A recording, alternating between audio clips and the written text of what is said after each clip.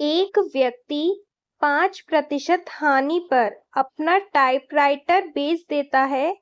यदि वह टाइपराइटर को 80 रुपये अधिक मूल्य पर बेचता तो उसे 5% लाभ होता। तो टाइपराइटर का क्रय मूल्य ज्ञात कीजिए।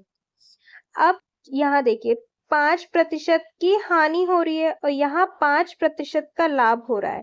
जब भी हानि और लाभ दे रखे तो दोनों को ऐड कर दीजिए। तो कितना आ जाएगा 10%। 10% की वैल्यू कितनी दे रखी है 80।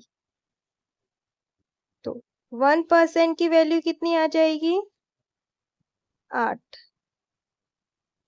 तो क्रय मूल्य कितना आ जाएगा 100% की वैल्यू कितनी आ जाएगी 800 रुपये। ठीक है, ऑप्शन नंबर डी।